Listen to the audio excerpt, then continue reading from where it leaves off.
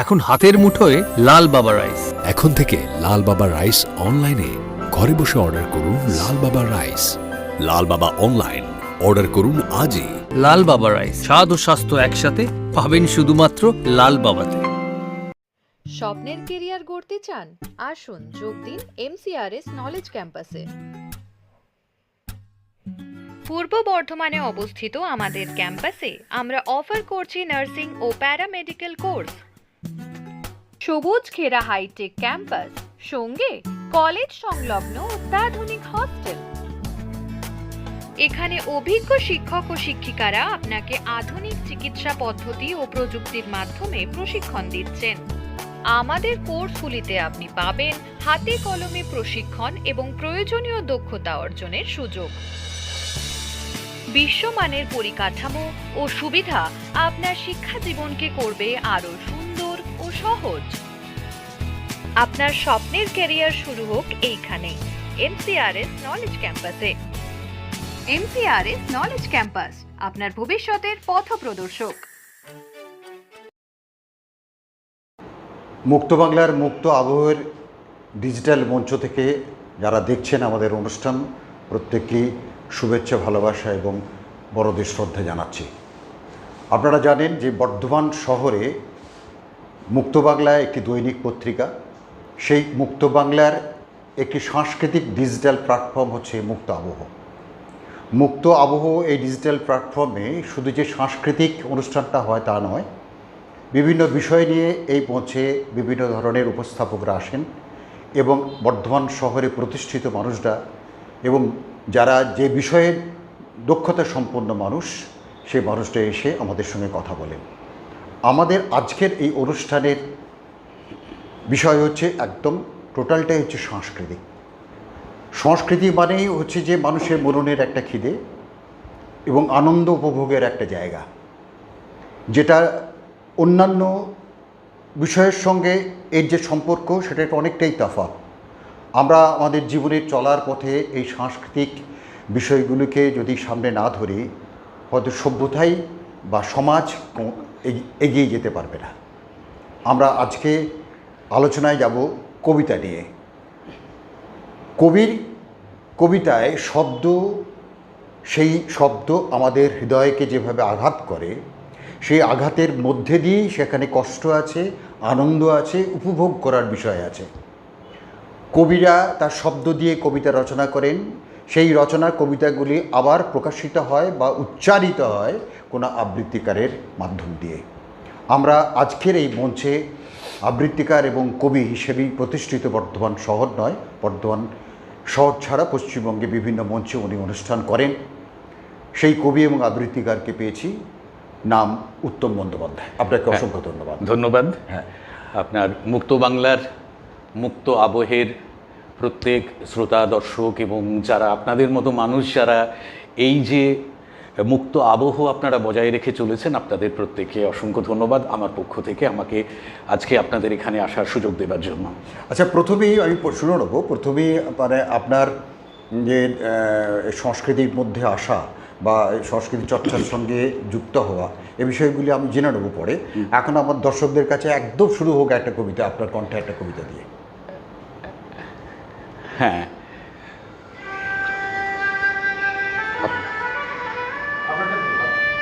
হৃদয়ে আজি মোর কেমনে গেল খুলে, জগৎ আশিসে থা করেছে কোলাকুলি। প্রভাত হলো যেই কি জানি হলো একি, আকাশ পানে চাই কি যেন কারে দেখি। পূরব মেঘ মুখে পড়েছে রুবি রেখা, অরুণ রথ চূড়া আধে কুজায় দেখা। তরুণ আলো দেখে পাখির কলরব, মধুর আহা কিবা মধুর মধু সব।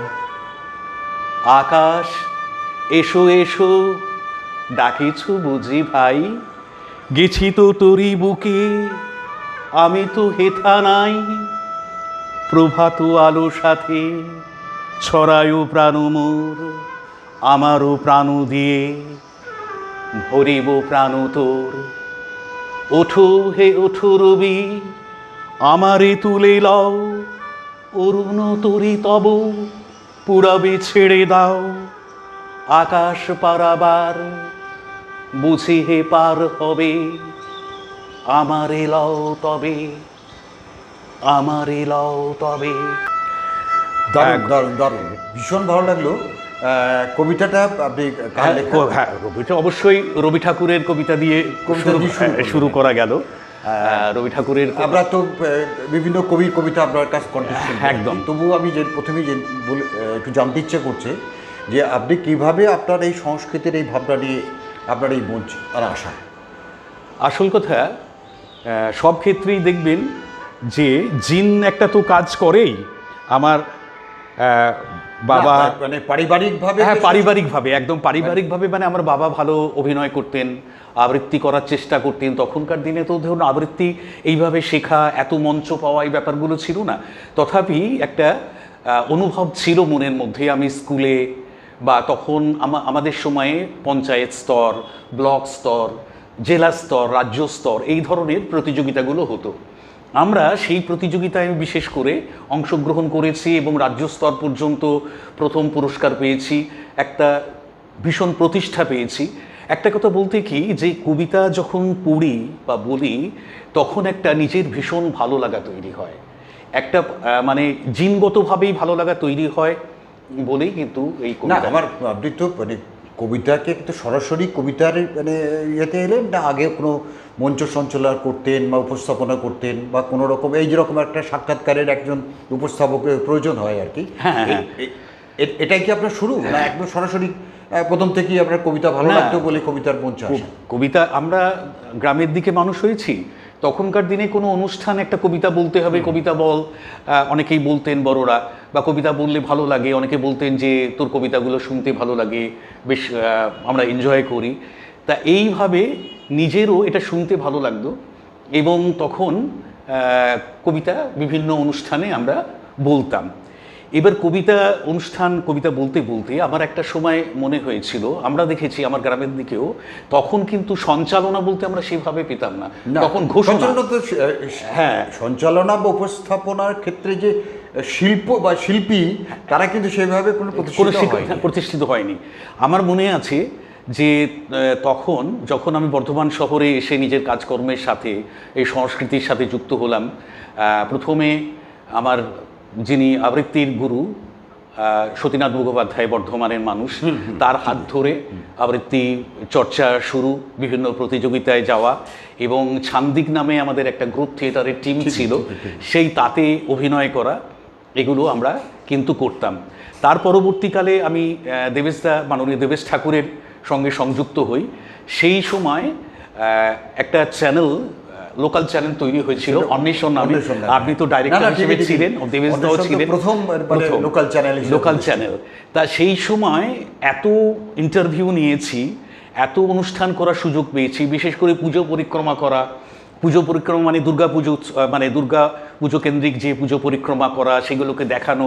তখন কিন্তু এত লোকাল চ্যানেল তৈরি হয়নি, মোটেই না, মোটেই। তখন একটি মাত্র চ্যানেল ছিল, অন্বেষণ চ্যানেল, তার সেটা হচ্ছে প্রাইভেট চ্যানেল, কিন্তু যারা কেবল চালাতো আর কি, তারা একটু আমাদের সঙ্গে সহযোগিতা করতো। এবং ব্যাপার হচ্ছে কথাবার্তা তো আমাদের হবে, আলোচনা হবে বা কথাবার্তা হবে, আমি অনেক কথাই জানবো। এর পরের কবিতা কি আপনি শোনাচ্ছেন? পরের কবিতা বলতে রবীন্দ্রনাথ ঠাকুরের কবিতা দিয়েই অবশ্যই করি। রবীন্দ্রনাথ ঠাকুর তো আমাদের দেশের হলেও সারা বিশ্বে তার ব্যাপ্তি, কোনো আঞ্চলিকতায় তো তাকে বেঁধে রাখা যায় না। রবীন্দ্রনাথ ঠাকুর একটা বিশেষ জাতির বা বিশেষ দেশের হয়েও তার কিন্তু মানে সর্বত্র তিনি যেন বিরাজমান, এবং শুধু সারা পৃথিবীতে নয়, সকল মানুষের মনে, আমাদের ছোট থেকে বড় থেকে সকল মানুষের মনের মধ্যে মনের কথা যেন উনি বুঝতেন। সেই দর্শনকে তার লেখায়, তার কবিতায়, তার গল্পে, উপন্যাসে, গানে, প্রত্যেক জায়গায়, নাটকে, সর্বত্রই কিন্তু রবি ঠাকুর সেইগুলো অবশ্যই সেগুলো আমাদের দিয়েছেন। আমি ছোটদের জন্য একটা কবিতা, কবি কিভাবে অনুভব করেছেন আমি জানি না, কবিতা পাখির পালক, কবিগুরু রবীন্দ্রনাথ ঠাকুরের কবিতা, একটু বলি। খেলাধুলো সব রহিল পড়িয়া, ছুটে চলে আসে মেয়ে, বলে তাড়াতাড়ি, ওমা দেখ দেখ কি এনেছি দেখছে। আঁখের পাতায় হাসি চমকায়, ঠোঁটে নেচে ওঠে হাসি। হয়ে যায় ভুল, বাঁধে না চুল, খুলে পড়ে কেশরাশি। দুটি হাত তার ঘিরিয়া ঘিরিয়া রাঙা চুরি কয়ে গেছি। করতালি বেজে ওঠে তারা, কেঁপে ওঠে তারা নাচি। মায়ের গলায় বাহু দুটি বেঁধে কোলে এসে বসে মেয়ে, বলে হেসে হেসে, ওমা দেখ দেখ কি এনেছি দেখছে। সোনালি রঙের পাখির পালক, ধোঁয়াশে সোনার স্রোতে, খসে এলো যেন তরুণ আলোক অরুণের পাখা হতে। নয়ন ঝুলানো কোমল পরশ, ঘুমের পরশ যথা, মাখা যেন তাই মেঘের কাহিনী, নীল আকাশের কথা। ছোটখাটো নীড়, শাবকের ভিড়, কত মতো কলরব, প্রভাতের সুখ, উড়িবার আশা, মনে পড়ে যেন সব। লয়ে সে পালক কপলে বুলায়, আঁখিতে বুলায় মেয়ে, বলে হেসে হেসে, ওমা দেখ দেখ কি এনেছি দেখছে। মা দেখিল চেয়ে কহিল হাসিয়ে, কিবা জিনিসের ছিরি। ভূমিতে ফেলিয়া গেল সে চলিয়া, আর না চাহিল ফিরি। মেয়েটির মুখে কথা না ফুটিল, মাটিতে রহিল বসি। শূন্য হতে যেন পাখির পালক, ভূতলে পড়িল খুশি। খেলাধুলো তার হল না কো আর, হাসি মেলাইল মুখে। ধীরে ধীরে শেষে দুটি ফোঁটা জল দেখা দিল দুটি চোখে। পালক টিলোয়ে রাখিল লুকায়ে, গোপনের ধন তার। আপনি খেলিতে আপনি তুলিত, দেখাতো না কারে আর। কি সুন্দর উপস্থাপন করলেন আপনি, ভীষণ ভালো একটা কবিতা। ভীষণ ভালো। কবিতাটা মানে প্রথম আমি শুনলাম, এবং কবিতার শব্দ বা তার যে টোটাল অন্তর্নিহিত অর্থ, একদম মানে সেটাকে কেন্দ্র করে আপনার উপস্থাপন আমার ভীষণ দর্শকদেরও ভালো লাগবে।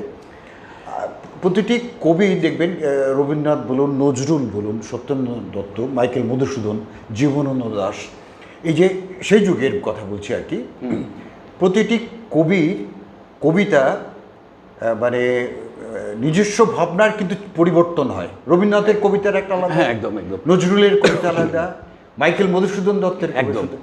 মানে এই ভাবনার কবিতার যে পরিবর্তনটা কি শুধু তার মানসিক ভাবনার পরিবর্তন, না টোটাল সামাজিক অবস্থা, না দেশের অবস্থা, না টোটাল সামগ্রিক পৃথিবীর অবস্থার জন্য তাদের পরিবর্তন ঘটে?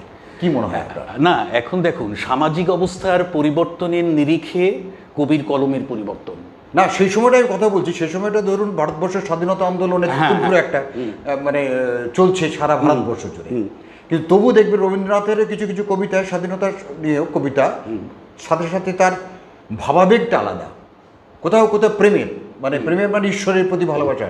আবার নজরুলের কত বিদ্রোহী কবিতা থেকে আরম্ভ করে কোথাও সে একটা তীব্র একটা মানে প্রতিবাদীর কবিতা।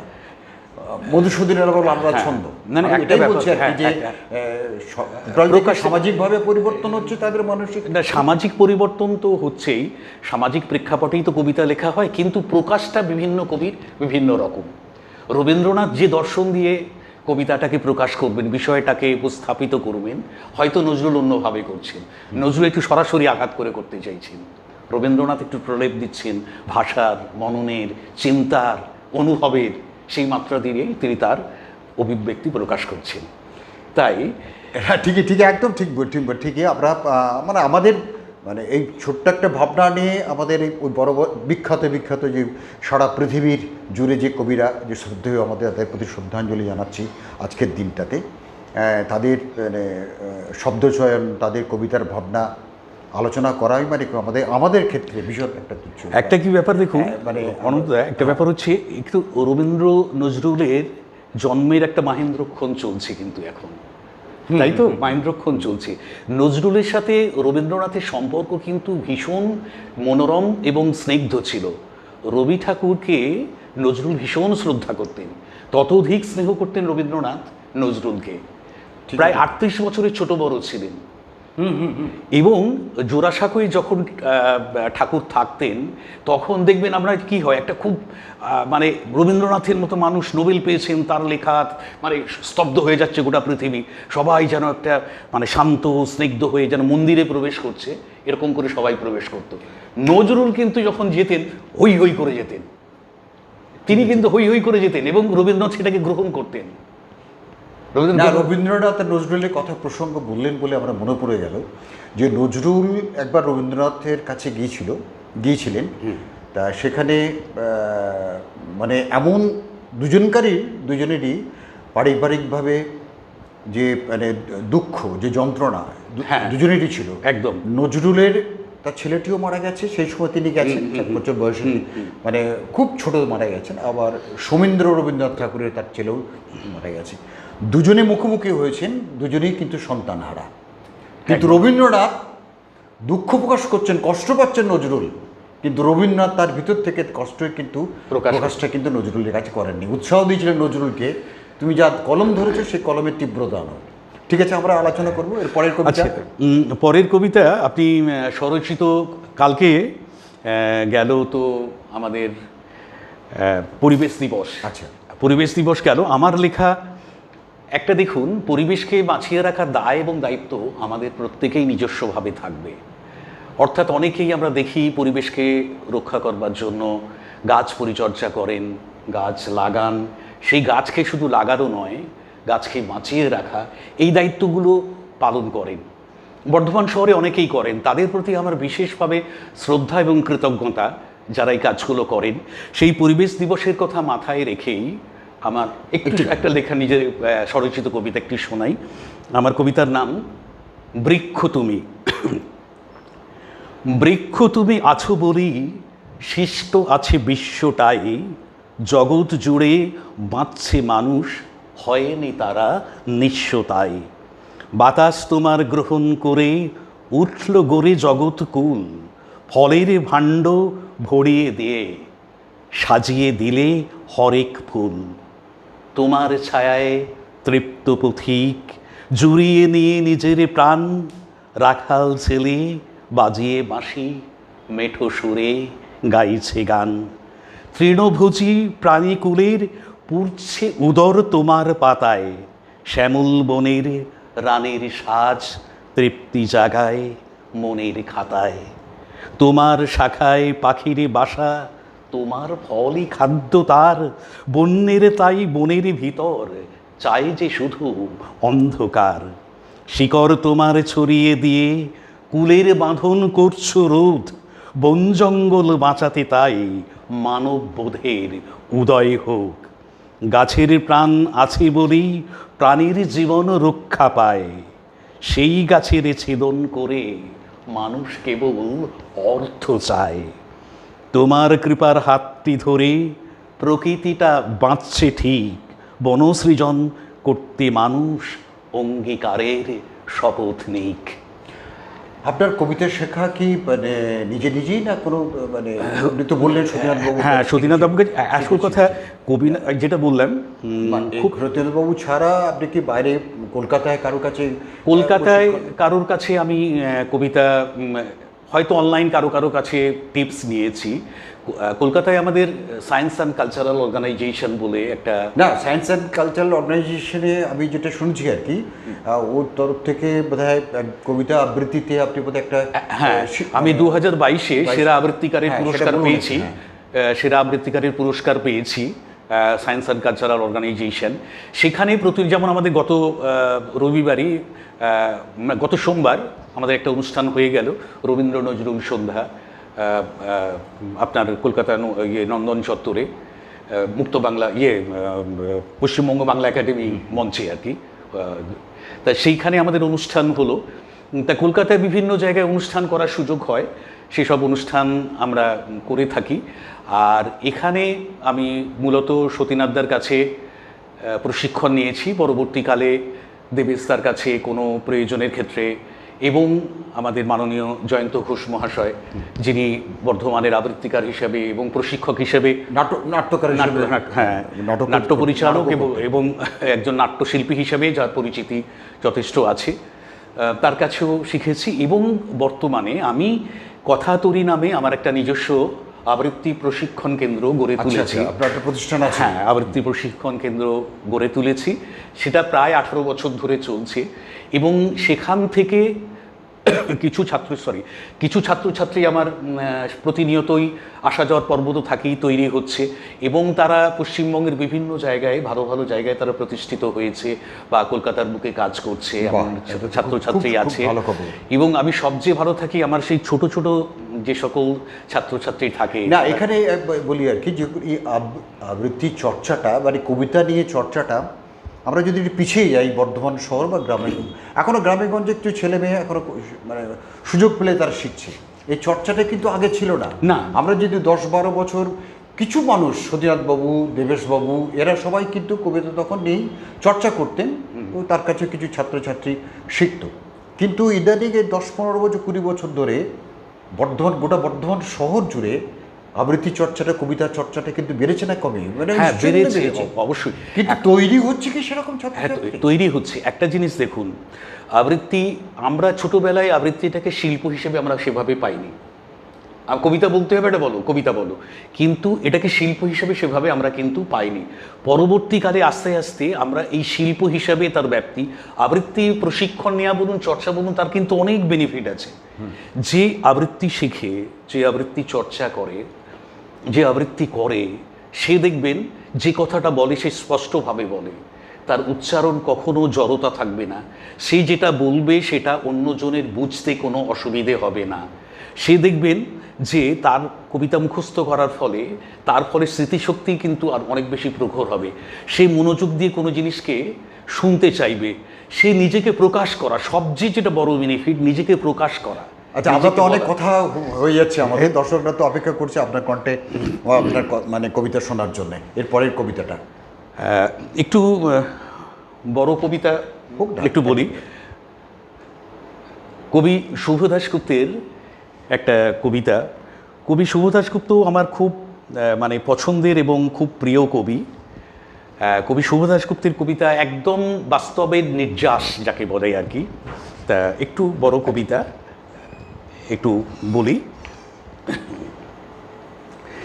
কবিতার নাম একটু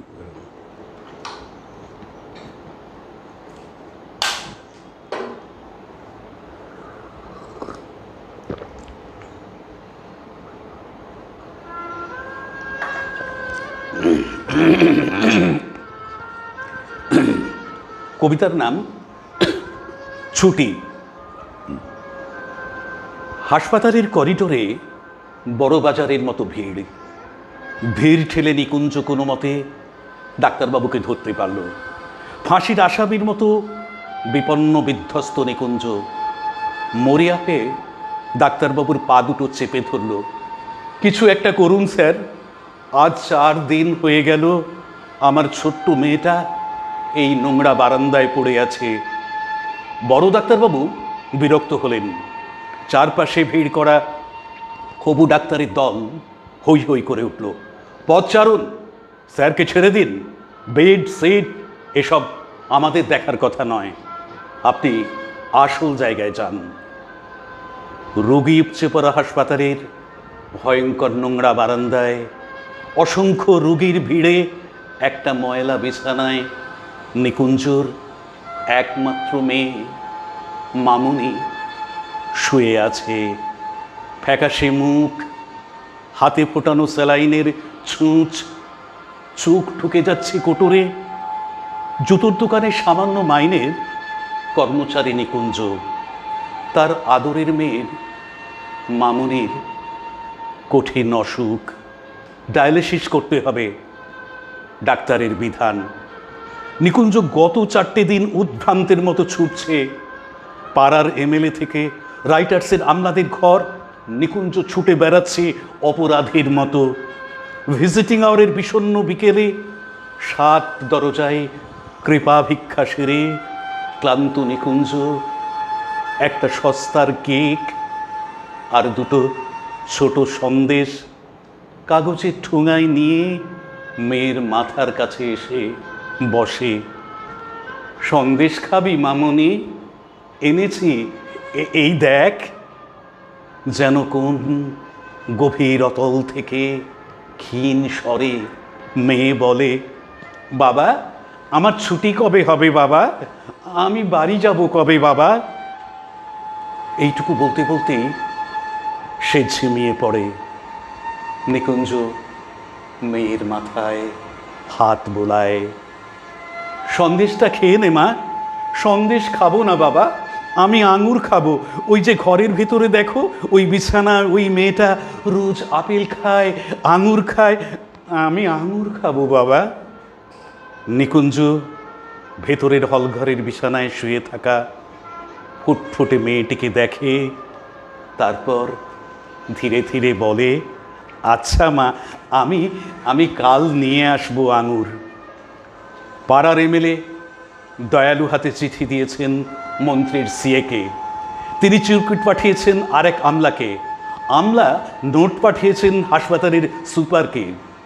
কিন্তু গত কদিনে নিকুঞ্জর সমস্ত উদ্বেগ উৎকণ্ঠাকে তুচ্ছ করে সে নোট এখনো গিয়ে পৌঁছায়নি হাসপাতালে। নোট গেলে বিনা খরচে মামনির ডায়ালিসিস হবে। নোট চাইনি। দিন চলে যাচ্ছে। রাইটার্সে ছুটি চলছে।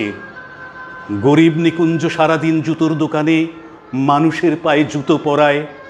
অন্যমনস্ক, কাজে ভুল হয়ে যায় বারবার। মালিক ধমক লাগায়।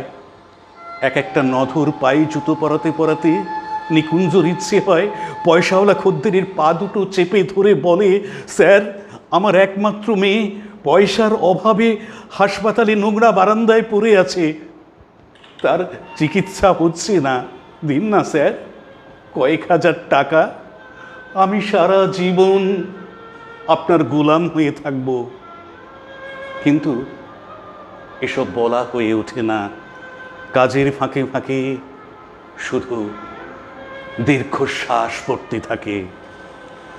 2টোর সময় ছুটি দিয়ে কলকাতার ডাক সাইটে জ্যাম ডিঙিয়ে অসংখ্য মানুষের ভিড় এড়িয়ে নিকুঞ্জ রাইটার্সের দোতলায় পৌঁছয়ে হাঁপাতে হাঁপাতে কেরানি বাবুটির টেবিলের সামনে দাঁড়ায় চোরের মতো। বাবুটি বললেন, আজ হবে না দাদা। কেন জানেন না? নাগাল্যান্ডের পশুপালন মন্ত্রীর মৃত্যুতে আজ আমাদের হাফ ছুটি ঘোষণা করা হয়েছে। ও তাহলে কালও হবে না? কাগজ পড়েন না নাকি? প্রাক্তন প্রধানমন্ত্রীর মৃত্যুতে কাল আমাদের পূর্ণ দিবস ছুটি। তাহলে পরশু? নিকুঞ্জ ব্যস্ত হয়ে ওঠে। পরশু তো শনিবার, তারপর রোববার, আপনি একেবারে সোমবারে আসুন। সোমবার মানে আরও 4টে দিন। নিকুঞ্জকে যেন কেউ ঠেলে ফেলে দেয় অথই সমুদ্রে। তলিয়ে যেতে থাকে নিকুঞ্জ। তলিয়ে যেতে যেতে বারবার তার কানে ভেসে আসে মামনির ক্ষীণ কণ্ঠস্বর, বাবা আমার ছুটি কবে হবে বাবা, আমি বাড়ি কবে যাব বাবা। হঠাৎ নিকুঞ্জর মাথায় আগুন জ্বলে ওঠে। দুর্বল অভুক্ত শীর্ণ শরীরে হঠাৎই যেন জ্বলে ওঠে আগুন নিকুঞ্জর মাথায়। রাইটার্সের বারান্দা দিয়ে ছুটতে থাকে নিকুঞ্জ। ভিড় টপকে দরজা দিয়ে বাইরে এসে ছুটতে থাকে সে। ছুটতে ছুটতে সোজা গিয়ে নিকুঞ্জ ঢোকে ডালহৌসি পাড়ার প্রাচীন এক বন্দুকের দোকানে। আগুন জ্বলছে তখন নিকুঞ্জর মাথায়। ধূমকেতুর মতো দোকানে ঢুকেই নিকুঞ্জ চিৎকার করে বলতে থাকে, আমাকে একটা বন্দুক দিন, আমাকে একটা বন্দুক দিন, যা থেকে হাজার হাজার গুলি বেরোবে। আমি সমস্ত প্রাক্তন নেতা মন্ত্রী কর্তাদের গুলি করে মেরে ফেলবো, সবাইকে একদিনে মেরে ফেলবো। তারপর সারা দেশে একদিনই রাষ্ট্রীয় শোক, একদিনই ছুটি, আর তারপর আমার মামনির ডায়ালিসিস। দোকানের দারোয়ান ঘাড় ধরে নিকুঞ্জকে বের করে দেয়। নিকুঞ্জ ছুটতে থাকে, ছুটতে ছুটতে হাঁপাতে হাঁপাতে হাসপাতাল। বুকের ভেতর তীব্র উত্তেজনায় হাতুড়ির ঘা। তবু সে ছুটতে থাকে দোতলার বারান্দায়। ততক্ষণে ভিজিটিং আওয়ার্স হয়ে ছোট হয়ে এসেছে। অন্ধকার ঘনিয়ে এসেছে। সিঁড়ি দিয়ে উঠতে উঠতে বিড়বিড় করে নিকুঞ্জ বলতে থাকে, মামুনি চিন্তা করিস না, আর মাত্র 4 দিন, 4 দিন পর রাষ্ট্রীয় শোক শেষ হলেই তোর চিকিৎসা হবে, তুই ভালো হয়ে উঠবি, তুই চিন্তা করিস না। বলতে বলতে দ্রুত পায়ে মামুনির বিছানার দিকে এগুতে থাকে নিকুঞ্জ, পকেটে 2 টাকার আঙুর। হঠাৎ ঝপ করে লোডশেডিংয়ের মতো নিকুঞ্জ চোখের সামনে সব কিছু অন্ধকার হয়ে যায়। মামুনির বিছানাটা খালি। মামুনি কোথায়? মামুনি! নিকুঞ্জ চিৎকারে একজন নার্স এগিয়ে আসে, নিকুঞ্জর বিধ্বস্ত মুখের দিকে তাকিয়ে একটু থমকে যায়, তারপর স্পষ্ট স্বরে বলে, আজ দুপুরে আপনার মেয়ের ছুটি হয়ে গেছে। কেমন বাবা আপনি? এই কদিনে একটা ফ্রি ডায়ালিসিস অর্ডার বের করে আনতে পারলেন না? নিকুঞ্জ পাথর হয়ে গেল। পকেট থেকে আঙুরের থেতলে যাওয়া ঠোঙাটা বের করে শূন্য বিছানার সামনে দাঁড়িয়ে জোর গলায় বলতে লাগলো, মামুনি, আমি আঙুর এনেছি মা, তুই আঙুর খেতে চেয়েছিলি, আমি আঙুর এনেছি, এই দেখ।